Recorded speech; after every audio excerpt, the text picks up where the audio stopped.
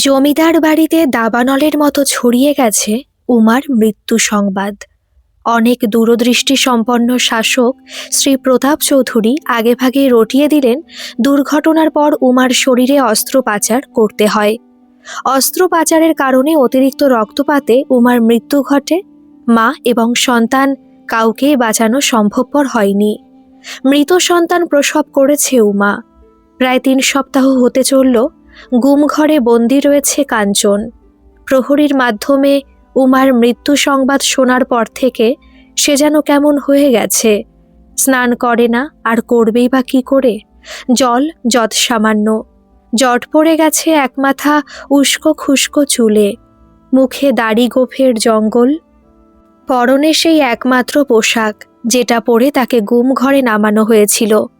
ঘামে চটচটে নোংরা হয়ে গেছে পরনের সেই পোশাক। গায়ে তার এত বোটকা গন্ধ যে কাছে যাওয়া যায় না। সবসময় বিড়বিড় করে, আপন মনে কথা বলে। কখনো হো হো করে ফেটে পড়ে অট্টহাসিতে, আবার কখনো উমা উমা বলে আর্তনাদ করে ওঠে। ডুকরে কেঁদে ওঠে হাহাকারে। উমাকে বিয়ে করার পরে পরে কাঞ্চন একদিন নিজের বাঁ হাতের কবজির ওপরে উল্কি দিয়ে নিজের স্ত্রীর নাম লিখেছিল উমা। সেই উমা লেখাটার ওপর ডান হাত বুলায় আর উমা উমা বলে চিৎকার করে। কখনো কখনো প্রচণ্ড হিংস্র হয়ে ওঠে, দাঁত মুখ খিচিয়ে তেড়ে যায় প্রহরীর দিকে। কাঞ্চন এখন এক বদ্ধ উন্মাদ। এই বদ্ধ গুম ঘরে থেকে থেকে, উন্মুক্ত প্রকৃতির আবহাওয়া থেকে বঞ্চিত হয়ে, ভালোবাসার মানুষের মৃত্যু শোকে কাঞ্চন এখন এক বদ্ধ পাগলে পরিণত হয়ে গেছে। তাই প্রহরী এখন আর খালি হাতে সামনে যেতে সাহস পায় না। খাবার দিতে যাবার সময় হাতে করে কঞ্চির বেত সঙ্গে নিয়ে যায়। কাঞ্চন বাড়াবাড়ি করলে কঞ্চির বেত পড়ে তার পিঠে। কঞ্চির আঘাতে ক্ষতবিক্ষত হয়ে গেছে তার বুক পিঠ। রক্ত ঝরে ঝরে কালো হয়ে শুকিয়ে গেছে, তবুও উল্কিতে লেখা উমার নামের ওপর কঞ্চির বাড়ি পড়তে দেয় না কাঞ্চন। হাতে মারতে এলে পিঠে পেতে দেয় আর হ্যাঁ হ্যাঁ করে হাসে। উমাকে কেউ মারতে পারবে না, আমার উমাকে কেউ কেড়ে নিতে পারবে না, কেউ না, কেউ না। স্বয়ং ভগবান এলেও পারবে না। আরে তুই তো 2 পয়সার প্রহরী রে, তুই কি করে মারবি আমার উমাকে? হেরো হেরো বলেই অট্টহাসিতে গুম ঘরের মেঝেতে লুটিয়ে পড়ে বদ্ধ পাগল কাঞ্চন। বেদের আঘাতে তার মুখ দিয়ে লালা ঝরতে থাকে। জমিদার প্রতাপ ফিরে এলেন কৃষ্ণনগরে। ফিরে আসার আগে পর্যন্ত কাঞ্চনের প্রতি যেরকম তিনি মারমুখী হয়েছিলেন, কাঞ্চনের উন্মাদ হয়ে যাওয়ার সংবাদ পেয়ে খানিকটা শান্ত হয়ে গেছেন। দায়িত্ব জ্ঞানহীন কাঞ্চনকে উপযুক্ত শাস্তি দিয়েছেন স্বয়ং ঈশ্বর। সুস্থ সবল একজন মানুষের উন্মাদ হয়ে যাওয়া, এটা কি কোনো কম শাস্তি? মরার ওপর খাড়ার ঘা মারার তিনি পক্ষপাতী নন। অভিমন্যুকে নির্দেশ দিলেন কাঞ্চনকে অবিলম্বে মুক্তি দিয়ে কৃষ্ণনগরের বাইরে কোথাও পাঠিয়ে দিতে হবে। ওর মুখ দর্শন যেন আর কোনো দিন করতে না হয়। পরদিন রাতের শেষ প্রহরে খুব ভোরে লোকজন ঘুম থেকে ওঠার আগেই প্রহরীকে সঙ্গে নিয়ে অভিমন্যু গুমঘর থেকে কাঞ্চনকে বের করে আনলেন। তারপর তাকে টেনে হিঁচড়ে তুললেন মোটর গাড়ির মাল রাখার জায়গায়। ওর গায়ে যা দুর্গন্ধ, নোংরা ময়লা পোশাকের যা শতচ্ছিন্ন দুরবস্থা, ওকে গাড়ির ভেতরে বসালে দামি গাড়িটাই নোংরা হয়ে যাবে। রাগারাগি করবেন জমিদার মশাই। গাড়ি চালিয়ে অভিমন্যু সোজা চলে গেলেন রেল স্টেশনে। বেশ কয়েকদিনের অভুক্ত শরীরে কাঞ্চনের পক্ষে বাধা দেওয়ার বা কোনো কথা বলার মতো শক্তি নেই। একটানা বদ্ধ ঘরে আবদ্ধ থেকে সে এখন একটা ঘোরের মধ্যে রয়েছে। কি হচ্ছে তার সাথে, তাকে কোথায় নিয়ে চলেছে, সেদিকে কোনো হুঁশ নেই তার। ধরাধরি করে কাঞ্চনকে শিয়ালদহগামী সকালের প্রথম রেলগাড়ির একটি কামরায় তুলে দিল অভিমন্যু। এত ভোরে ট্রেন ভরেনি, লোকজন খুবই কম। কাঞ্চনে টিকিট কাটার প্রয়োজন নেই, পাগলের ওসব লাগে না। তাছাড়া কোথায় যাবে তারই তো ঠিকানা নেই, কোথাকার টিকিট সে কাটবে? পাগলটা বোধহয় বুঝতে পেরেছে এই নোংরা চেহারায় রেলগাড়ির বসার জায়গায় বসলে তাকে ধরে কেউ মারতে পারে। তাই রেলগাড়ির মেঝেতেই সে বসে আছে চুপটি করে। অভিমন্যুর দিকে ফ্যালফ্যাল করে চেয়ে আছে কাঞ্চন। কিছুক্ষণের মধ্যে ঝিকঝিক ঝিকঝিক শব্দ তুলে একরাশ কালো ধোঁয়া উড়িয়ে কয়লা চালিত রেলগাড়ি রওনা হয়ে গেল শিয়ালদহের দিকে। কাঞ্চনের চোখের সামনে অভিমন্যুর মুখটা ক্রমশ ঝাপসা হতে হতে একটা সময় অদৃশ্য হয়ে গেল। রেলগাড়ি ছুটে চলেছে বিনা টিকিটে যাত্রীকে নিয়ে। সে যাত্রী জানে না কোথায় তার গন্তব্যস্থল, সে জানে না কোথায় পাবে সে একটু নিরাপদ আশ্রয়। যেখানে কেউ ওকে অকারণে মারবে না, বন্দি করে রাখবে না অন্ধকূপে। সকালের জলখাবার সেরে একটু বেলা হতে জমিদার প্রতাপ অনেক দিন পর আবার তার নিজস্ব দপ্তরে গিয়ে বসেছেন। কার্যালয়ের বাইরে বহু মানুষের ভিড়, কার কি অভাব কি অভিযোগ সব জানাতে এসেছে জমিদার মশাইয়ের কাছে। উকিল মশাই একতারা কাগজ বগলদাবা করে নিয়ে এসেছেন। জমিদার মশাইকে দিয়ে কিছু গুরুত্বপূর্ণ কাগজে সই সাবুত করাবেন। অভিমন্যুর কাছে কাঞ্চনের বিদায় পর্ব শুনে খুশি হলেন জমিদার প্রতাপ। যাক, একটা পর্ব মিটল। দপ্তরের কাজ মিটতে মিটতে বেলা একটা, মধ্যাহ্নভোজনের বিরতি। তারপর ঘণ্টা দুয়েক বিশ্রাম নিয়ে তিনি আবার নিজের দপ্তরে গিয়ে বসবেন। মধ্যাহ্নভোজনের বিরতির পর দপ্তরে বসার আগে অভিমন্যুকে খাস কামরায় ডেকে পাঠালেন জমিদার মশাই। এরকম হঠাৎ ডেকে পাঠানোর উদ্দেশ্য কোনো জরুরি এবং কোনো অত্যন্ত গোপন কথা বলতে চান তিনি। কিন্তু হঠাৎ এই অসময় কিসের জরুরি তলব? সবই তো শান্তিপূর্ণভাবে চলছে। ভাবতে ভাবতে জমিদার প্রতাপের খাস কামরায় এসে উপস্থিত অভিমন্যু। পূর্ব অভিজ্ঞতা মোতাবেক ঘরে প্রবেশ করেই ঘরের সমস্ত দরজা জানালা প্রথমেই বন্ধ করে দিল অভিমন্যু। শ্রী প্রতাপ চৌধুরী তখন দুপুরের আহার সেরে আরাম কেদারায় বসে গড়গড়া টানছেন। জমিদার প্রতাপের সামনে দাঁড়িয়ে অপেক্ষা করছে অভিমন্যু কি আদেশ তা শোনার জন্য। কিছুক্ষণ অপেক্ষা করার পর জমিদার মশাই গড়গড়া নল থেকে মুখ সরিয়ে বললেন, যা রটে তা কিছুটা সত্য বটে। তিনি যা রটিয়েছেন তা অর্ধ সত্য। মাত্র এইটুকু কথা বলে চুপ করে গিয়ে আবার তামা খেতে লাগলেন জমিদার মশাই। আকাশ থেকে পড়ে অভিমন্যু, অর্ধ সত্য? জমিদার মশাইয়ের এ কথার কি অর্থ? কোনো কিছুই মাথায় ঢুকছে না তার। অতিরিক্ত কৌতূহল দেখানো আবার জমিদার মশাই একদম পছন্দ করেন না। যা বলার তা তিনি নিজেই বলবেন, কাজেই অপেক্ষা করা ছাড়া গতি নাই। জমিদার মশাই আবার বলতে শুরু করলেন, রটনার অর্ধ সত্য হলো ওনার একমাত্র কন্যা উমা আর জীবিত নাই, আর অর্ধ মিথ্যা হলো উমা মৃত সন্তান প্রসব করে নাই। এবারে চরম বিস্মিত অভিমন্যু। তাহলে উমার সন্তান বর্তমানে কোথায়? কেনই বা এই মিথ্যার আশ্রয় নেওয়া? কিসের উদ্দেশ্যে এই ঘটনার অর্ধ সত্য অর্ধ মিথ্যা রটানো? এর পিছনে নিশ্চয়ই কোনো বড় বড় অভিসন্ধি রয়েছে। দেখা যাক জমিদার মশাই খোলসা করে কি বলেন। গড়গড়ায় শেষ টান দিয়ে জমিদার প্রতাপ বললেন, 1 মাস পর দুর্গাপুজো। কাছারিতে তখন পুজোর ছুটি পড়ে যাবে। কাজেই আগামী এই 1 মাসের মধ্যে উকিলবাবুকে সঙ্গে নিয়ে কাছারির সমস্ত কাজ মিটিয়ে ফেলতে হবে। চুপচাপ শুনে যায় অভিমন্যু, ঘাড় নেড়ে সায় দেয় জমিদার প্রতাপের কথায়। জানিয়ে দেয় যথাসময়ে সমস্ত বকেয়া কাজ শেষ হয়ে যাবে। কিন্তু শুধুমাত্র এটুকু কথা বলার জন্য নিশ্চয়ই এই খাস কামরায় ডাকেননি জমিদার মশাই। আবার ধৈর্য ধরে অপেক্ষা করা। শ্রী প্রতাপ চৌধুরী এবার গম্ভীর স্বরে বললেন, একটি অত্যন্ত গুরুত্বপূর্ণ কাজের দায়িত্ব তিনি অভিমন্যুর হাতে সঁপে দিতে চান। কোনো রকম ভুল চুক যেন না হয়। অতি সতর্কতার সঙ্গে কাজটি হাসিল করতে হবে। হাত জোড় করে প্রণাম জানিয়ে অভিমন্যু বলে, হুজুরের যে কোনো আদেশ, যে কোনো গুরু দায়িত্ব সে নিষ্ঠার সঙ্গে পালন করবে। কোথাও কোনো ভুল হবার আশঙ্কা নেই। হুকুম তামিল করতে গিয়ে যদি তার প্রাণ বিপন্ন হয়, তবু সে তার জীবদ্দশায় তার কাজে কোনো রকম ত্রুটি রাখবে না। অভিমন্যুর কথা শুনে বেশ খুশি হলেন জমিদার প্রতাপ। বললেন, দুর্গাপুজোর পর লক্ষ্মী পূজা আসে। আগামী লক্ষ্মী পূজার আগে ওনার ঘরে লক্ষ্মীকে ওনার ঘরে ফিরিয়ে আনতে হবে। উমার কন্যাই হলো এই জমিদার বংশের লক্ষ্মী। সে এখন লখনৌতে সুরক্ষিত আছে মেনকা দেবীর কাছে। দুর্গাপুজোর আগে অভিমন্যুকে লখনৌ রওনা দিতে হবে, অতি সাবধানে লোকচক্ষুর আড়ালে।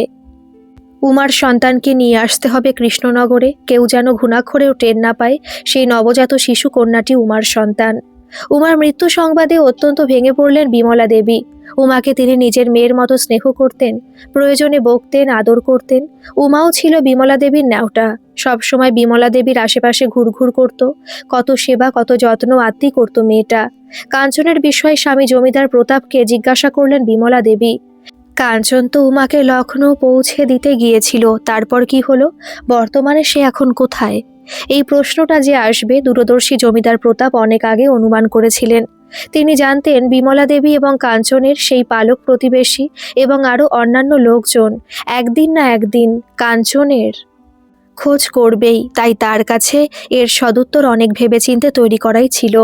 আবেগঘন কণ্ঠে জমিদার মশাই অত্যন্ত দুঃখের সঙ্গে জানালেন, প্রসবকালীন জটিলতায় প্রিয়তমা স্ত্রীর মৃত্যু শোক সামলে উঠতে পারেনি বেচারা কাঞ্চন। লখনৌতে উমার চিতায় ঝাঁপ দিয়ে আত্মঘাতী হয়ে সহমরণে কাঞ্চন তার নিজের প্রাণ বিসর্জন দিয়েছে। সেই সময় স্বামীর মৃত্যুর পর একই চিতায় ঝাঁপ দিয়ে অনেক স্ত্রী সহমরণে আত্মহুতি দিত, কেউ স্বেচ্ছায়, কেউ অত্যন্ত অনিচ্ছায়। যাদের বাপের বাড়ি তেমন জোর ছিল না, এমন অনেক মেয়েকে অকালে প্রাণ বিসর্জন দিতে বাধ্য করা হয়েছে। কিছু কিছু ক্ষেত্রে অবশ্য সম্পূর্ণ স্বেচ্ছায় স্বামীর সঙ্গে সহমরণে গিয়েছে। সতী সাধ্বী স্ত্রী, কিন্তু স্ত্রী মৃত্যুর পর তার স্বামী তার স্ত্রীর জ্বলন্ত চিতায় আত্মহুতি দিয়ে সহমরণ বরণ করেছে, এমনটা তো আগে কখনো শোনা যায়নি। বিমলা দেবীর সামান্য সন্দেহের উদ্রেক হতে জমিদার মশাই ব্যাখ্যা করলেন, এ হলো অমর প্রেম, ইহলোকে মিলন সম্পূর্ণ হলো না, ওদের মিলন পরলোকে হবে।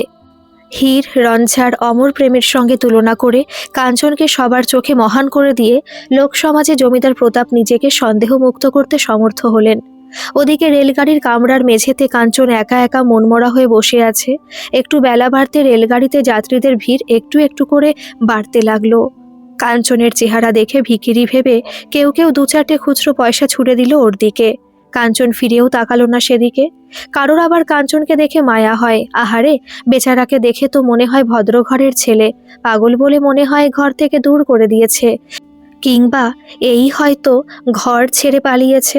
ঘরের লোকজন হয়তো তাকে হন্যে হয়ে খুঁজে বেড়াচ্ছে, যেভাবে ধুঁকছে দেখে তো মনে হয় বহুদিন ধরে কিছুই খেতে পারেনি। একজন যাত্রী তার সঙ্গে করে আনা দুটো কলা দিল কাঞ্চনের হাতে, সঙ্গে সঙ্গে গোগ্রাসে হাউ হাউ করে খেতে লাগলো কাঞ্চন। নিমেষের মধ্যে কলা শেষ, তাই দেখে আরও একজন বয়স্কা ভদ্রমহিলার খুব মায়া হয় তার। ওনার একমাত্র ছেলে অকালে রেলে কাটা পড়ে মারা গিয়েছিল। আর যদি সে বেঁচে থাকতো, সেই পাগলটার বয়সী হতো। এরকম পাগল অবস্থায় কেন যে রেলগাড়িতে চড়েছে না জানি, লাইন পার করতে গিয়ে কোনো দুর্ঘটনা বাঁধিয়ে বসে। ঠাকুর যেন তা না করেন। তিনি তার সঙ্গের বাক্স প্যাটরা খুলে কিছু শুকনো খাবার ছিল, সেগুলো বের করে তাই তুলে দিলেন কাঞ্চনের হাতে। পরমানন্দে হামলে পড়ে সব চেটেপুটে খেয়ে নিল কাঞ্চন। জুলজুল চোখে আর এক যাত্রীর কুজোর দিকে তাকিয়ে আছে, তাই দেখে উনি বুঝতে পারেন পাগলটা জল খেতে চাইছে।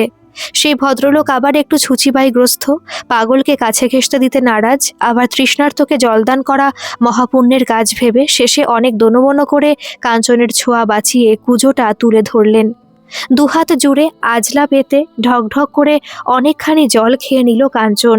পেটে খাবার পড়ে পেটটা ভরে শরীরে একটু বল শক্তি ফিরে পাচ্ছে এবার। রেলগাড়ি দরজার সামনে মেঝেতে সে বসে আছে।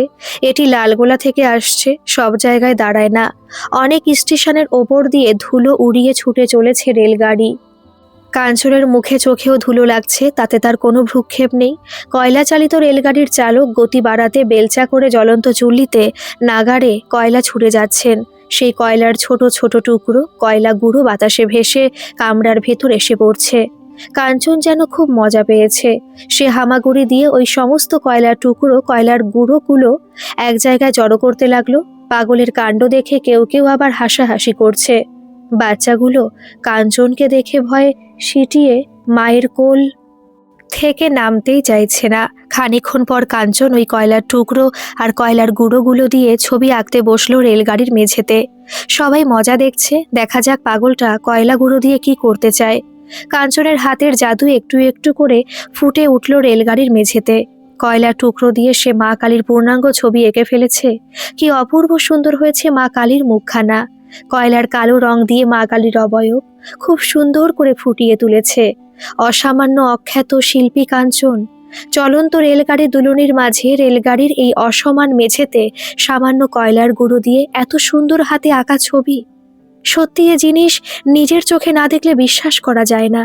সবাই ওর মুখের দিকে তাকিয়ে আছে, নিজেদের মধ্যে বলা বলি করছে, এ অনেক উঁচু দরের শিল্পী, যার এত প্রতিভা তার এত দুরবস্থা। সত্যি খুব খারাপ লাগছে। যারা এতক্ষণ পাগলের কাণ্ড দেখে হাসাহাসি করছিল, তারাই এবার কাঞ্চনের প্রশংসায় পঞ্চমুখ। বিস্ময়ের এখানেই শেষ নয়। ছবি আঁকা শেষ হবার পর গুনগুন করে মৃদু গলায় গান ধরল কাঞ্চন। এই গানটা সে উমার কণ্ঠে অনেকবার শুনেছে। রাত্রে ঘুমাতে যাওয়ার আগে উমার কণ্ঠে গান শোনা তার নিয়মিত অভ্যেসে পরিণত হয়ে গেছিল। গানটা বিখ্যাত শ্যামা সঙ্গীত, শিল্পী শ্রী পান্নালাল ভট্টাচার্যের গাওয়া। বহুবার শুনে শুনে গানটার কথা ও সুর তার মুখস্থ। জলে চিকচিক করে উঠল কাঞ্চনের চোখ দুটো। তার নিজের হাতে সদ্য আঁকা মা কালীর ছবিটির দিকে একদৃষ্টে তাকিয়ে কাঁদো কাঁদো গলায় গেয়ে উঠল, চাই না মাগো রাজা হতে, রাজা হবার স্বাদ নাই মাগো। দুবেলা যেন পাই মা খেতে। চাই না গো মা রাজা হতে, রাজা হবার স্বাদ নাই মাগো, চাই না মাগো রাজা হতে। শ্রী প্রতাপ চৌধুরীর শ্রাদ্ধানুষ্ঠান মিটে যাওয়ার পর সেদিন রাত্রে মেনকা দেবীর কাছ থেকে চৌধুরী বংশের সমস্ত ইতিহাস আদ্যোপান্ত জানতে পেরে অত্যন্ত বিস্মিত হয়ে যায় মহামায়া। তাহলে সে এখন এই জমিদার বংশের একমাত্র উত্তরাধিকারিণী? মেনকা দেবী ওর নিজের দিদিমা, আর জমিদার প্রতাপ ওর নিজের দাদু। আশ্চর্য ব্যাপার, এই দাদুকে সে এতদিন বাবা বলে ডেকে এসেছে। নিজেকে একজন অভাগিনী মনে হয় মহামায়ার। সে যে জন্মেই অনাথ, তাকে জন্ম দিতে গিয়ে মা মারা গেছেন, মায়ের শোকে পিতা আত্মাহুতি দিয়েছেন, তবুও বাবা বলে ডাকার কেউ একজন ছিল। জমিদার মশাইকে বাবা বলে ডাকতো। এখন তো আর বাবা বলে ডাকার কেউ রইল না। কাঞ্চনের ব্যাপারে মহামায়াকে কিছুই জানাননি মেনকা দেবী, আর পাঁচজন যা জানে সেটাই বলেছেন মহামায়াকে, যে মহামায়ার পিতা কাঞ্চন আর ইহলোকে নেই। সত্যিটা আসলে কি সেটা মেনকা দেবী ভালো মতোই জানতেন। উনি জানতেন কাঞ্চন নিরুদ্দেশ, তাকে রেলগাড়িতে চাপিয়ে দেওয়া হয়েছিল। তারপর তার আর কোনো খোঁজ খবর নেই। কিন্তু এই কথাটা বেমালুম গোপন করে গেলেন মেনকা দেবী, কারণ জমিদার প্রতাপের সদ্য মৃত্যু ঘটেছে। এখন যদি মহামায়াকে বলা হয় তার পিতা জীবিত এবং নিরুদ্দেশ, তাহলে নাতনিটি বড়ই অস্থির হয়ে পড়বে। এখনই খোঁজ খবর নেওয়ার জন্য বড় ছটফট করবে। ধীরে সুস্থে পরে জানানো যাবে এই ভেবে কাঞ্চনের ব্যাপারে আপাতত মুখে কুলুপ এঁটেছেন মেনকা দেবী। গালে হাত দিয়ে বসে ভাবতে থাকে মহামায়া। সবকিছু কেমন যেন অবাক লাগে তার। জমিদার বাড়ির এত সম্পত্তি, এত দাস দাসী, এত কর্মচারী, এদের পরিচালনা করা কি কোনো সহজ কাজ? এত অল্প বয়সে মহামায়াকে এত বড় গুরু দায়িত্ব দিয়ে গিয়েছেন দাদা ঠাকুর। কি করে সে সব দিক সামলাবে কিছুই ভেবে পায় না। লেখাপড়া না করলে এইসব বৈষয়িক কাজ সে দেখাশোনাই বা করবে কি করে? লোকে তো তাকে ঠকিয়ে দেবে। তার এখন উচ্চশিক্ষা লাভে কলিকাতায় যাত্রা করার কথা, কিন্তু সেখান থেকে কৃষ্ণনগরে নিয়মিত যাতায়াত করা সম্ভব নয়। কলিকাতায় একা একা সে কি করে থাকবে? তাছাড়া জমিদার বাড়ির দেখাশোনাই বা করবে কি করে? ভীষণ দুশ্চিন্তায় পড়ে গেছে মহামায়া। মেনকা দেবী তখন মহামায়াকে সামনে রেখে অভিমন্যুর সঙ্গে পরামর্শ করে ঠিক করলেন, কলিকাতায় মহামায়ার যাওয়ার প্রয়োজন নাই। ভবিষ্যতে মহামায়া তো কোনো চাকুরি করতে যাচ্ছে না। বিষয় সম্পত্তি দেখভালে যেটুকু শিক্ষা প্রয়োজন সেটা বাড়িতে বসেই করা সম্ভব। শুধু ভালো শিক্ষকের প্রয়োজন। সদ্য অবসরপ্রাপ্ত কোনো শিক্ষক যদি খুঁজে পাওয়া যায়, তাকে যদি উপযুক্ত বেতন দিয়ে জমিদার বাড়িতে রেখে দেওয়া যায়, তাহলে লেখাপড়ার পাশাপাশি জমিদার বাড়িতে বসেই দপ্তরের কাজ দেখাশোনা করতে পারবে মহামায়া। আর তাছাড়া মহামায়াকে সাহায্য করার জন্য অভিমন্যু তো সর্বদাই উপস্থিত রয়েছেন। দীর্ঘ আলোচনার মাধ্যমে স্থির হলো আপাতত 3টি বিষয়ে শিক্ষক নিয়োগ করলে মহামায়া প্রয়োজনীয় শিক্ষা লাভ করবে। প্রথমত সংস্কৃত, দ্বিতীয়ত সাহিত্য এবং তৃতীয়ত হিসাবশাস্ত্র। শিক্ষকের সন্ধানে কয়েকদিনের জন্য কলিকাতায় রওনা হয়ে গেল অভিমন্যু। এমন সকল অবসরপ্রাপ্ত শিক্ষকদের খোঁজ খবর চালাতে লাগলো যে সমস্ত শিক্ষক বিদ্যালয় থেকে সদ্য অবসর নিয়েছেন। কলিকাতা রওনা হওয়ার আগের দিন মহামায়াকে ডেকে অভিমন্যু বলে গেল, ওই সিন্ধুকে মহামায়ার উদ্দেশ্যে কিছু চিঠি লিখে রেখে গেছেন শ্রী প্রতাপ চৌধুরী মহাশয়। তবে একটি শর্ত আছে, সেই সব চিঠি কিন্তু এখনই পড়া যাবে না। লেফাফার ওপরে লেখা আছে সেই চিঠি কবে পড়া যাবে তার আগে যেন সেই লেফাফা খোলা না হয়। কথা জমিদার মহাশয় আদেশ দিয়ে গিয়েছেন। মহামায়ার আর তর্স হয় না। সেদিন রাত্রে সিন্ধুকের চাবি খুলে দেখে তাতে রাখা আছে 3টি লেফাফা। প্রতিটির ওপর একই কথা লেখা মহামায়ার উদ্দেশ্যে, শুধু তারিখগুলো আলাদা আলাদা। একটিতে লেখা আমার মৃত্যুর 1 মাস অতিবাহিত হইলে এই পত্রটি পড়িও, আর একটিতে লেখা আমার মৃত্যু 6 মাস অতিক্রান্ত হইলে এই পত্রটি পড়িও, আর শেষেরটিতে লেখা আছে আমার প্রথম মৃত্যুবার্ষিকীর দিন এই পত্রটি পড়িও। কিছুই মাথায় আসছে না মহামায়ার। তার দাদু এরকমভাবে কেন চিঠি লিখে রেখে গেছেন? এখনও তো 1 মাস পূর্ণ হয়নি, তাহলে কোনো চিঠি এখন পড়া উচিত হবে না। অগত্যা দিন গোনা ছাড়া আর উপায় নেই। ওদিকে শিক্ষকদের খোঁজ খবর নিয়ে এখনও ফেরেনি অভিমন্যু। অনেকদিন হয়ে গেল, শুধু একদিন ফোন করে জানিয়েছে আপাতত একজন অবসরপ্রাপ্ত সংস্কৃতের শিক্ষক পাওয়া গেছে, তিনি মহামায়ার শিক্ষার ভার নিতে প্রস্তুত। আর বাকি 2জন শিক্ষক পাওয়া গেলে তাদের সকলকে একসাথে সঙ্গে নিয়ে সে কৃষ্ণনগরে ফিরবে। অবশেষে এসে গেল সেই বিশেষ দিন। হলো প্রতীক্ষার অবসান। সেদিন 1 মাস পূর্ণ হয়েছে। সকালে ঘুম থেকে উঠে স্নান সেরে ঠাকুর দেবতাদের স্মরণ করে লোহার সিন্দুকের মজবুত তালা খুলে ফেলল মহামায়া। বের করল প্রথম লেফাফাটি, যেটির উপরে লেখা আছে, আমার মৃত্যুর 1 মাস অতিবাহিত হইলে এই পত্রটি পড়িও। লেফাফার ওপরে সোনালি সুতোর বাঁধন খুলে ফেলে দেখে ভিতরে রাখা আছে একটি চিঠি, তার দাদুর হাতের লেখা। কল্যাণীয়াসু মহামায়া, পত্রে প্রথমে তোমার কুশল কামনা করি। আশা করি বিগত 1 মাসে তোমার জন্ম পরিচয় মেনকার নিকট অবগত হইয়াছ। তোমার উপর আমার অগাধ আস্থা। আমি নিশ্চিত তুমি শিক্ষায় দীক্ষায় মহাপাণ্ডিত্য লাভ করিবে, জমিদার বংশের সুনাম অক্ষুণ্ণ রাখিতে পারিবে।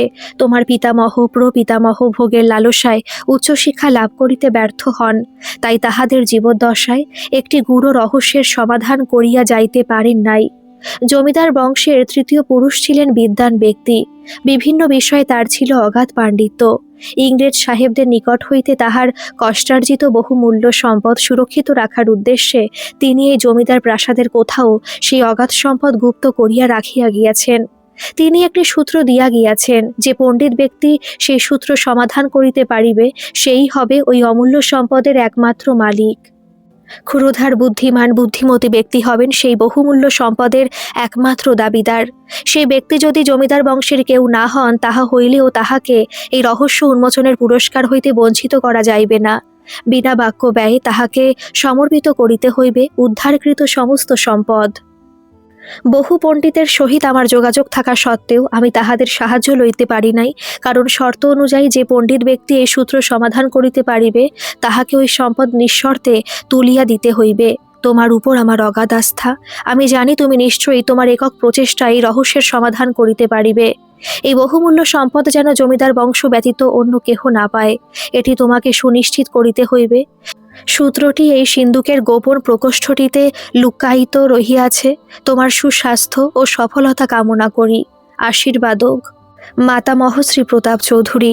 চৌধুরী পরিবার জমিদার বংশে এই একটি ব্যাপার বংশ পরম্পরায় রক্ষা করা হয়েছে, সেটি হলো গুরুজনদের প্রতি অগাধ ভক্তি শ্রদ্ধা।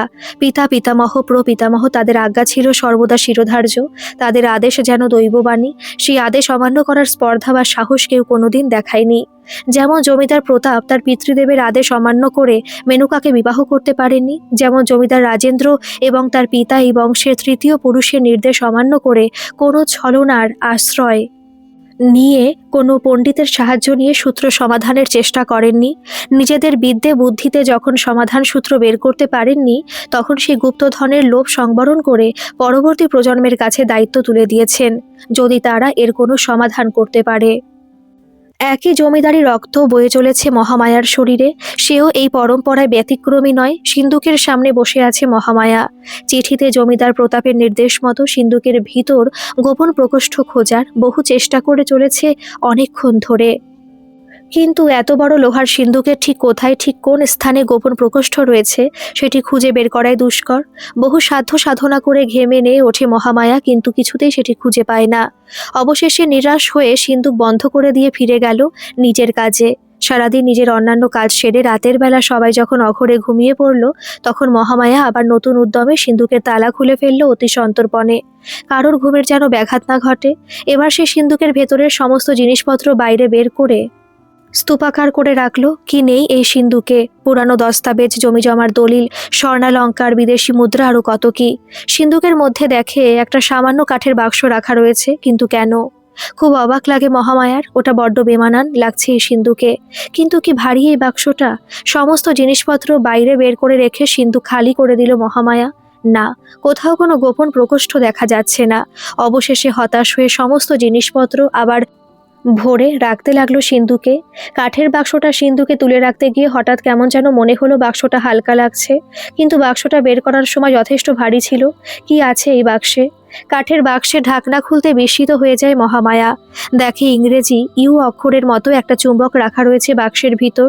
তখনই বুঝতে পারে এই চুম্বকের জন্যই লোহার সিন্দুক থেকে কাঠের বাক্সটি বের করার সময় ভারী লাগছিল, কিন্তু সিন্দুকে চুম্বক রাখা কেন? আবার ভাবতে বসে মহামায়া। চুম্বকটি দেখতে থাকে ঘুরিয়ে ফিরিয়ে। এই চুম্বকের ইউ আকৃতিটা দেখে যেন মনে হচ্ছে এটি বোধহয় সেই গোপন প্রকোষ্ঠ খোলার হাতল। সঠিক প্রমাণিত হলো মহামায়ার অনুমান। সে এই চুম্বক দিয়ে টানাটানি করতে লাগলো সিন্দুকের ভিতরের সবকটি দেওয়াল, কিন্তু না, সিন্দুকের শক্ত লোহার দেওয়াল চুম্বকের আকর্ষণে বিন্দুমাত্র নড়ে না।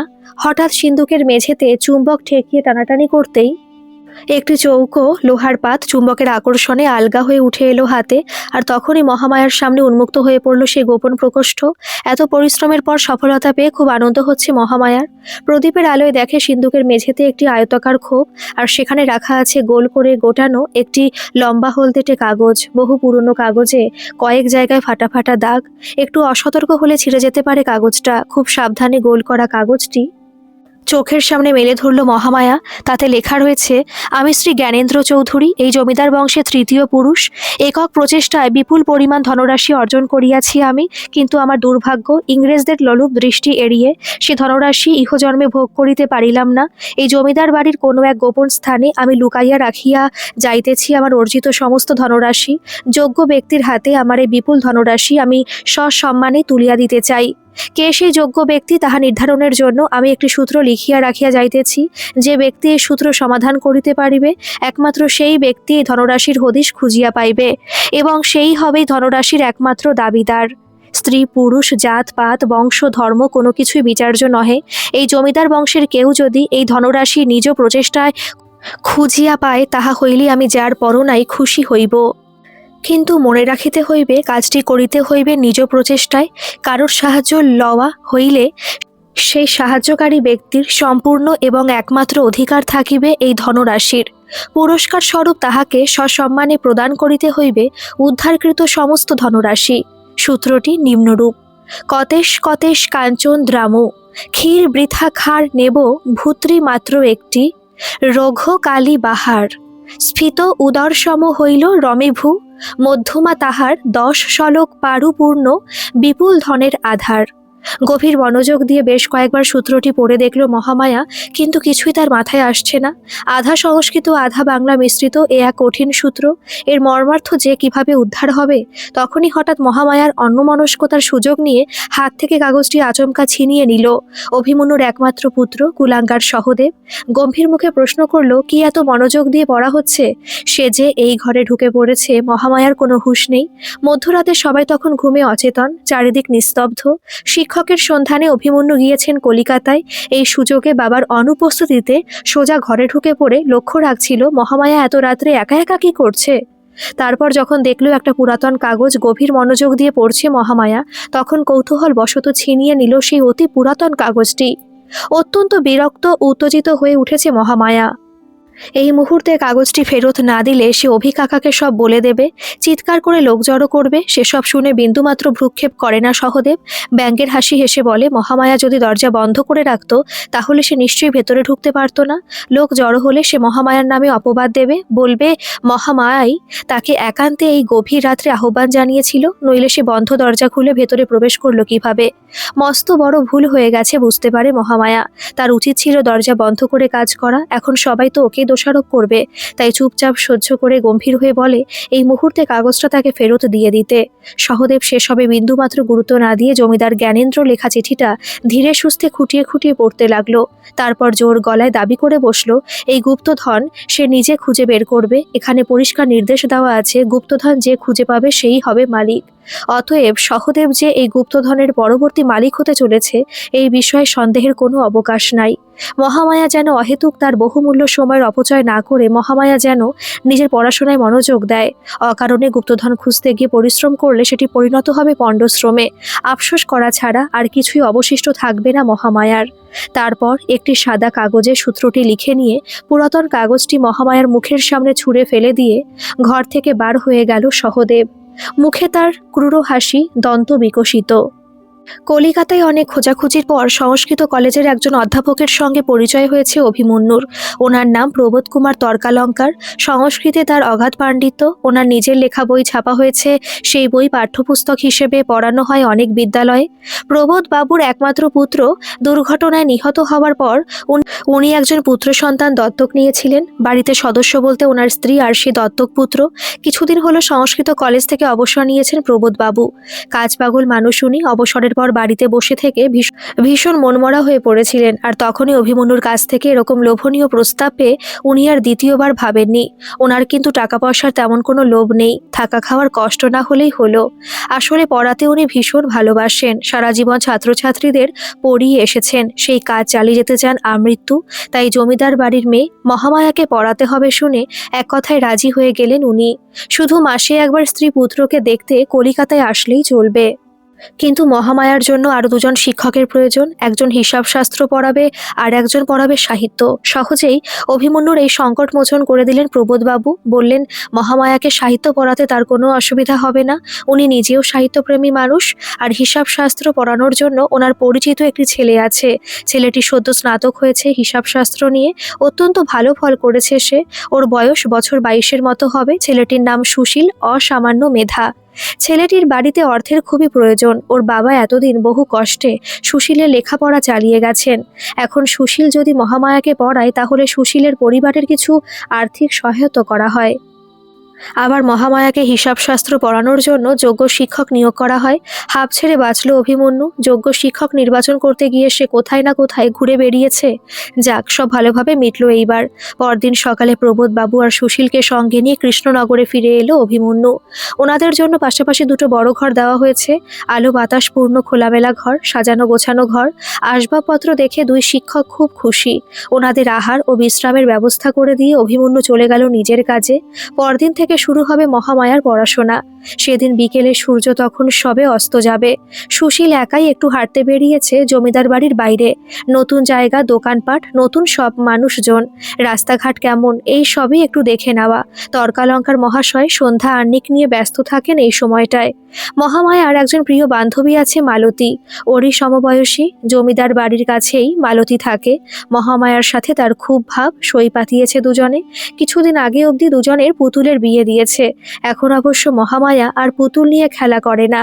তার শরীরে মনে ঘটেছে বসন্তের আগমন, একটু লাজুক লাজুক ভাব এসেছে। সেদিন হঠাৎ সন্ধেবেলা এক ছুট্টে মহামায়ার কাছে হাঁপাতে হাঁপাতে মালতী এসে উপস্থিত। ভাবখানা এমন যেন কোনো গোপন কথা বলতে এসেছে। গলা নামিয়ে কানের কাছে ফিসফিস করে বলল, এই সই, হিসাব শাস্ত্রের তোর নতুন মাস্টারকে দেখেছিস? এই মাত্র তাকে রাস্তায় দেখতে পেয়ে ছুট্টে তোকে বলতে এলাম। কি বলতে এলি সেটা তো বল। আরে কি বলবো তোকে, কি সুন্দর দেখতে রে, একদম কার্তিক ঠাকুরের মতন। তাতে আমার কি, খুব সাবধান। হিসাব শাস্ত্র পড়তে গিয়ে যেন হিসেবে গোলমাল না হয়ে যায়। যা ভীষণ সুন্দর দেখতে না ওনাকে। উফ, আর তোর তো মায়ায় ভরা মন। মহামায়া, কখন বলতে মন উজাড় করে দিয়ে বসবি, নিজেও টের পাবি না।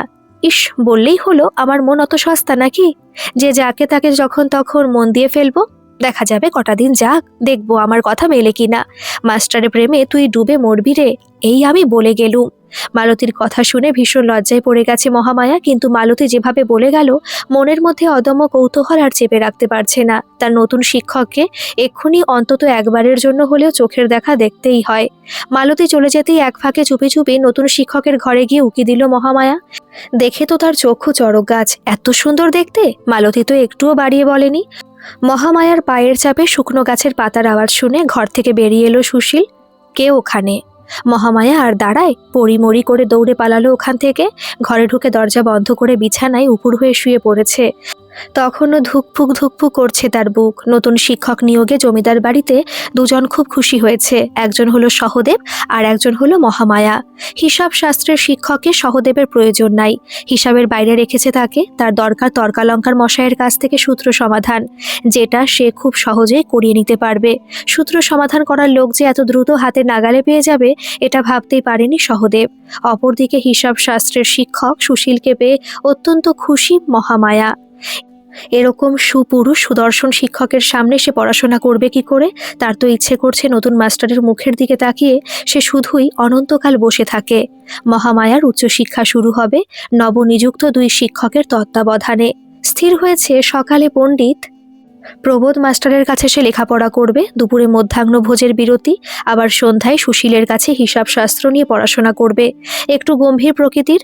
বয়স্ক পণ্ডিতের কাছে লেখাপড়া করতে যেতে একটু ভয় ভয়ই করছিল মহামায়ার। হয়তো প্রথম দিন তাই একটু দুশ্চিন্তা, যদি বকাঝকা করেন। কিন্তু সন্ধ্যায় সুশীলের কাছে পড়তে যাওয়ার সময় তার মনে ঠিক ভয় ছিল না, ছিল লজ্জা। লজ্জায় আড়ষ্ট হয়ে দরজার কাছে চুপটি করে দাঁড়িয়ে আছে মহামায়া। লজ্জায় ভিতরে যেতে পারছে না, মনে মনে ভাবছে গতকাল উঁকি মারার সময় তাকে দেখে ফেলেনি তো। সাহস জোগাতে মালতীর সঙ্গে এসেছে। দরজার বাইরে মহামায়া দাঁড়িয়ে আছে দেখে সুশীল নিজেই বাইরে বেরিয়ে এলো। কি ব্যাপার, বাইরে দাঁড়িয়ে কেন? এসো, ভেতরে এসো। মহামায়াকে ভেতরে ডেকে নিয়ে গিয়ে বসালো। সুশীল যে মহামায়াকে গতকাল উকি দিতে দেখে ফেলেছে সেটা সম্পূর্ণ গোপন করে গেল, পাছে মহামায়া লজ্জা পায়।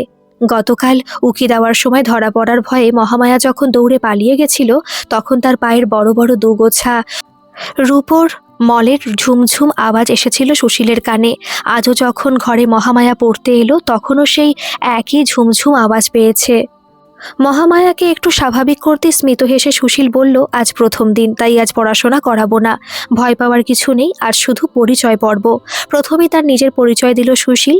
তার পড়াশোনা কিভাবে হয়েছে, বাড়িতে তার কে কে আছে, তারা কি করে, কোথায় তার বাড়ি, লেখাপড়া ছাড়া আর কি কি তার ভালো লাগে ইত্যাদি। নিজের সম্পর্কে সব কথা খোলাখুলি বলার পর সুশীল এবার মহামায়ার কথা শুনতে চায়। জমিদার বাড়ি নিয়ে তার বিশেষ কিছু জানার নেই, মোটামুটি সবই জানে। যেগুলো জানে না সেগুলো হলো মহামায়ার ভালো লাগা, মন্দ লাগা, অবসর সময় মহামায়ার কি করতে ভালো লাগে, প্রিয় খাবার কি, কোথায় বেড়াতে যেতে ইচ্ছে করে, পাহাড়, সমুদ্র নাকি জঙ্গল। এইসব নানান গল্পে আড্ডায় মহামায়ার জড়তা একেবারে কেটে গেল প্রথম দিনে। যেন মনে হলো উনি শুধু শিক্ষক নন, একজন ভালো বন্ধু হতে পারেন। নতুন মাস্টারকে মহামায়ার বেশ ভালো লেগেছে, বেশ হাসি খুশি বন্ধুত্বপূর্ণ ব্যবহার। মনে মনে ভাবে ওর থেকে হয়তো মাত্র কয়েক বছরের বড় হবে, তাকে মাস্টার বলতে তার বয়েই গেছে। কিন্তু কি বলে ডাকবে? পাকাপাকিভাবে মেনকা দেবী থেকে গেলেন জমিদার বাড়িতে। কয়েক মাস আগে বার্ধক্যজনিত কারণে জাহাঙ্গীর আলী খাঁ সাহেবের মৃত্যুর পর লখনৌতে আর কোনো পিছুটান রইল না মেনকা দেবীর। তাই জমি বাড়ি যা কিছু ছিল সব বিক্রি করে লখনৌর পাট বরাবরের মতো চুকিয়ে দিয়ে নাতনি মহামায়ার সঙ্গে শেষ জীবনটা অতিবাহিত করবেন বলে মনস্থ করলেন। মহামায়ার পড়াশোনা এবার জোর কদমে শুরু হয়ে গেছে। সন্ধ্যায় সুশীলের কাছে পড়তে বসার জন্য সে সারাটা দিন অপেক্ষা করে থাকে, কখন সন্ধে নামবে। বেশ সুন্দর খেলার ছলে জটিল হিসেব শাস্ত্র পড়ায় সুশীল, একটুও কঠিন লাগে না। পড়ার ফাঁকে ফাঁকে কত গল্প হয়, আড্ডা হয়। দাসী এসে সন্ধ্যার হালকা জলখাবার দিয়ে যায়, দুজনে একসাথে বসে খায়। কোনো দিন মহামায়া নিজেই কিছু বানিয়ে নিয়ে যায় তার নতুন মাস্টারের জন্য। মেনকা দেবী বুঝিয়েছেন সংস্কৃত সাহিত্য অত না পড়লেও চলবে। মহামায়া যেন হিসাব শাস্ত্রের বিষয়ে বেশি নজর দেয়। কেন বললেন কথাটা? হিসাব শাস্ত্রের শিক্ষকের বিষয়ে একটু বেশি নজর কি নাত জামাই বলে তাকে কি ভাবতে শুরু করলো নাকি দিম্মা? ভাবতে মহামায়া নিজের জিভ কাটে লজ্জায়। অবশ্য মহামায়ারও একই মত। নেহাত অভিমন্যু কাকা 3টে বিষয়ে পড়াশোনার করার ব্যাপারে জোর দিয়েছেন তাই, নইলে সংস্কৃত বিষয়টি ওর মোটেই পছন্দের নয়। সাহিত্য পড়তে অবশ্য ভালোই লাগে তার। সুযোগ সন্ধানী সহদেব এদিকে নতুন মাস্টার তর্কালঙ্কারের সঙ্গে বেশ ভাব জমিয়ে ফেলেছে। প্রবোধ মাস্টার জমিদার বাড়িতে রান্না খান না, নিজেই সপাকে খান। তার সপাকে সহায়তা করার জন্য নানান অছিলায় পাককক্ষে গিয়ে হাজির হয় সহদেব। এটা ওটা এগিয়ে দেয়, বাজারহাট করে দেয়, কুয়ো থেকে জল তুলে এনে দেয়। বয়স্ক বাপের নিজের ছেলের মতো সেবা যত্ন করে সহদেব। অল্পদিনেই মন জয় করে ফেলল তর্কালঙ্কার মহাশয়ের। তারপর একদিন সুযোগ বুঝে সেই সূত্র বের করে বিনয়ের অবতার হয়ে বলে, এর মানেটা যদি পণ্ডিত মশাই দয়া করে বলে দেন তাহলে তার বড়ই উপকার হয়। সহদেবের মতো পরোপকারী ছেলের জন্য কিছু করতে পারলে তার ভালোই লাগবে। যদিও সহদেব তার নাতির বয়সী, তার নিজের একমাত্র পুত্র রেলে কাটা পড়ে মারা গিয়েছেন। পুত্রের অকাল মৃত্যুর পর কর্তাগিনে দুজনেই খুব মনমরা হয়ে পড়েছিলেন সেই সময়। তাই শরীর মন ভালো রাখার জন্য একটু সুযোগ পেলেই এদিক ওদিক তীর্থ করতে বেরিয়ে পড়তেন। এরকমই একদিন তীর্থ করতে মায়াপুরে এসেছিলেন দুজনে মিলে। বাড়ি ফেরার পথে রেলগাড়িতে একটি পাগলের সঙ্গে তাদের আলাপ হয়। ছেলেটির মুখের আদল অনেকখানি তাদের স্বর্গীয় সন্তানের মতো। পাগলটারও কেউ নেই, আর নিজের সন্তানকে তো আগেই খুইয়ে বসে আছেন। এই পাগলটা যদি আবার নিজের ছেলের মতো রেলের চাকায়। ভাবতে আটকে উঠেছিলেন স্বামী স্ত্রী দুজনেই। তখনই সিদ্ধান্ত নেন এই পাগলটাকে সুস্থ করে তুলবেন। ঈশ্বরের অসীম করুণায় তাদের হারানো সন্তানকে আবার ফিরে পেয়েছেন। একে অকালে মরতে দেওয়া যাবে না। তারপর থেকে তর্কালঙ্কার পরিবারের একজন অন্যতম সদস্য সেদিনের সেই পাগল ছেলেটা। এখন অবশ্য সে আর পাগল নেই। একটু স্নেহ, একটু যত্ন আত্মি পেয়ে সে এখন সম্পূর্ণ সুস্থ। পাগল ছেলের কথা মনে পড়ে গিয়ে একটু আবেগপ্রবণ হয়ে পড়েছিলেন প্রবোধ মাস্টার। মাস্টারমশাইয়ের হঠাৎ মৌনতার কারণ কিছু বুঝতে না পেরে হাতে লেখা সূত্রটি প্রবোধ মাস্টারের জিম্মায় রেখে দিয়ে পরে আসবে বলে চলে গেল সহদেব। কয়েকদিনের মধ্যেই মহামায়ার জানা হয়ে গিয়েছে সুশীলের কি পছন্দ কি অপছন্দ। সন্ধ্যায় পড়তে বসার আগে বিকেলবেলা সুশীলের সঙ্গে একটু কাছে পিঠে ঘুরে আসে। প্রথম প্রথম মালতীও সাথে যেত, পরের দিকে কাজ আছে বলে এড়িয়ে যেত মালতী। একটু একান্তে কথা বলার সুযোগ করে দিত ওদের দুজনকে।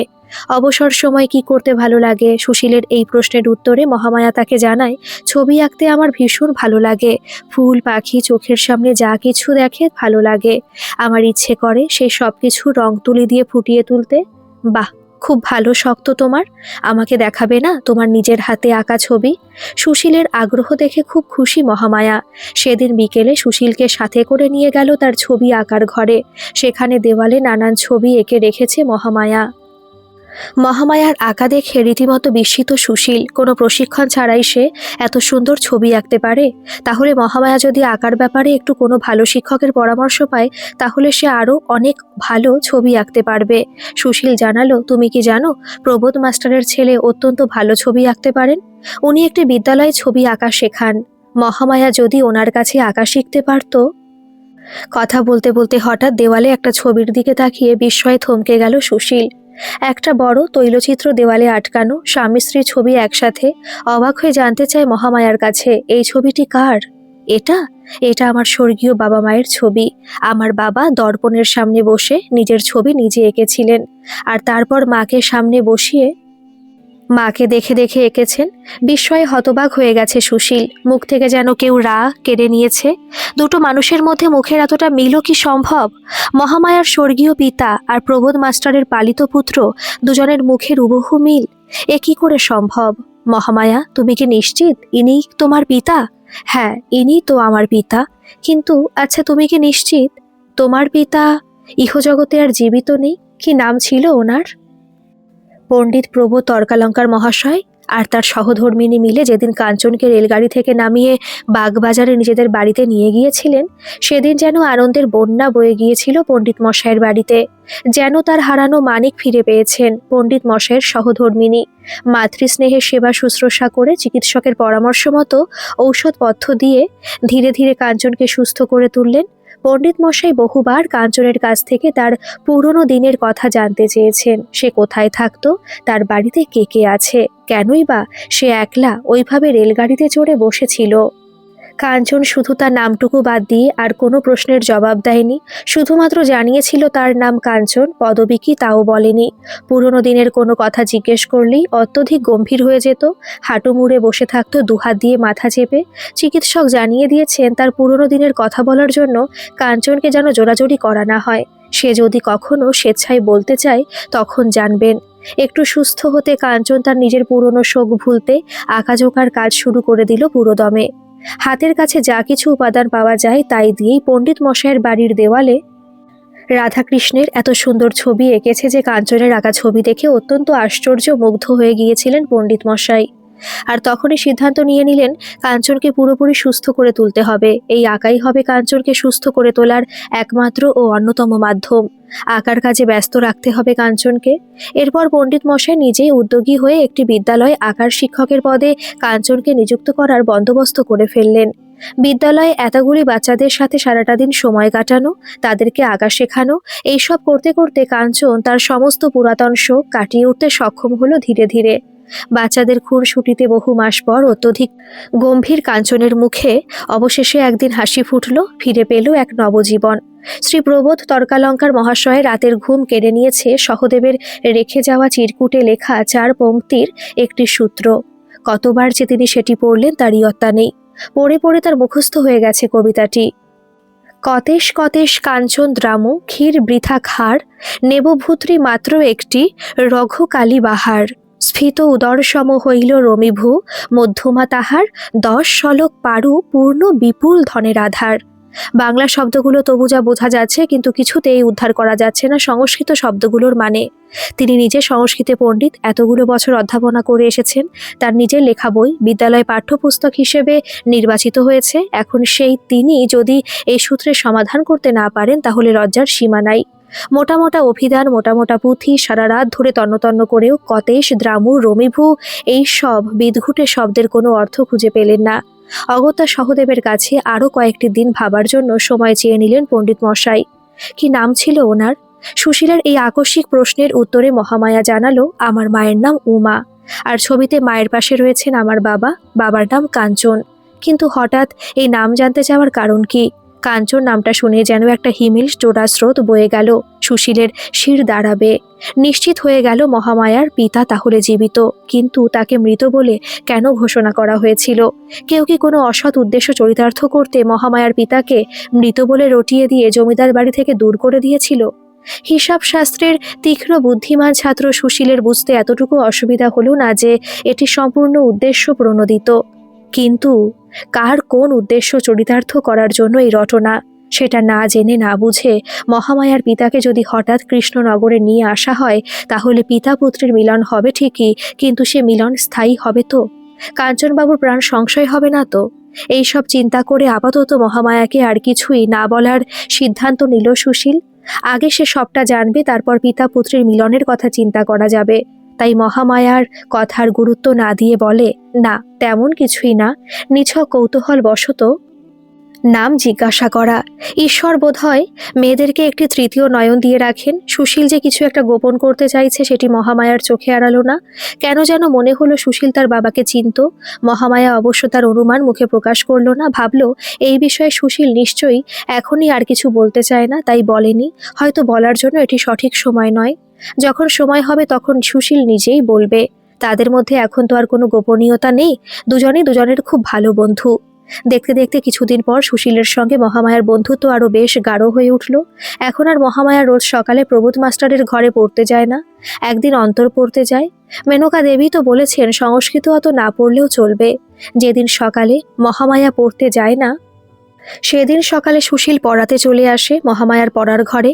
জমিদার বাড়ির অন্দরমহলে এখন সুশীলের অবাধ যাতায়াত। ওদের মেলামেশায় কিছুটা মেনকা দেবীরও প্রশ্রয় ছিল এতে। ক্রমে ক্রমে দুজনের বন্ধুত্ব কখন যে প্রেমের আকার নিয়ে ফেলেছে দুজনের কেউই টের পায়নি। প্রথম দর্শনে প্রেম কথাটা বোধ হয় মহামায়ার ক্ষেত্রে প্রযোজ্য।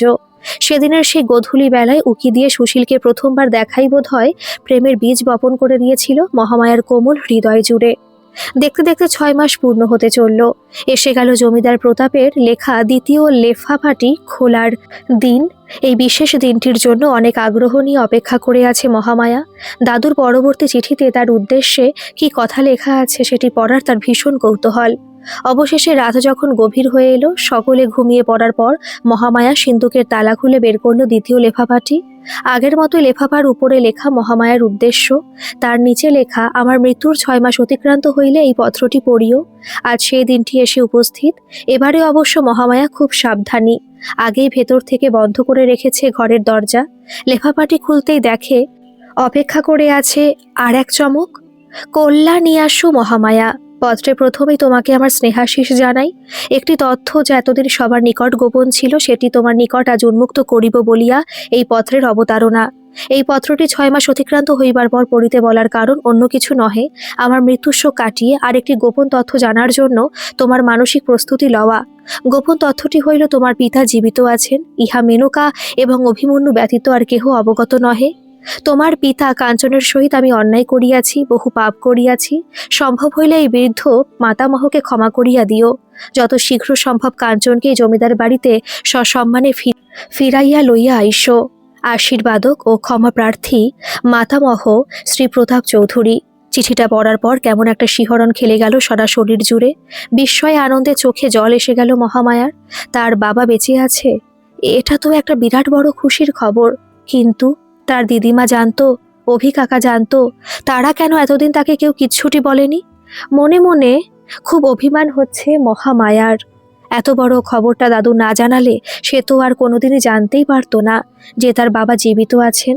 স্বর্গীয় দাদুর উদ্দেশ্যে প্রণাম জানিয়ে মনে মনে বলল, কি অন্যায় দাদু করেছিল সেটি তার জানা নেই, কিন্তু এত বড় এই সুসংবাদটি দেওয়ার জন্য প্রয়াত দাদুকে সে অন্তর থেকে ক্ষমা করে দিল।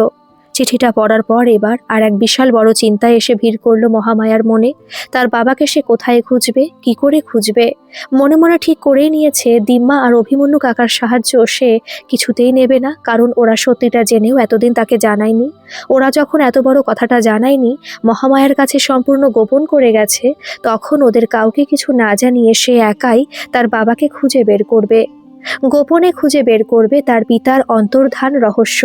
কিন্তু সেটা কিভাবে সম্ভব? সিন্ধুকের সামনে গালে হাত দিয়ে বসে একা একা ভাবতে থাকে মহামায়া। আর তখনই বিদ্যুতের চমকের মতো তার মাথায় খেলে গেল, সুশীল বোধহয় জানে তার বাবা কোথায়। বোধহয় কেন, সুশীল নিশ্চয়ই জানে। যেভাবে তার বাবার ছবিটা দেখার পর সুশীল অবাক হয়ে দেখছিল, মনে হচ্ছিল সুশীল তার বাবাকে চেনে। শুধুই চেনেই না, হয়তো জানে বর্তমানে তার বাবা এখন কোথায় আছেন। বাবার সব খবর সুশীল জানে, তাই আর কাউকে দরকার নেই। সুশীলকে সঙ্গে নিয়েই মহামায়া তার বাবাকে ফিরিয়ে আনবে এই জমিদার বাড়িতে পূর্ণ রাজকীয় মর্যাদায়। আজকের পর্ব এই পর্যন্ত থাক। পরবর্তী পর্ব কাল দুপুর 2:30-তে আমি আপলোড করব। আপনাদের কেমন লাগছে গল্পটা অবশ্যই কিন্তু কমেন্টে জানাবেন। আর ভালো লাগলে একটা সাবস্ক্রাইব করে আমার পাশে থাকবেন। ধন্যবাদ।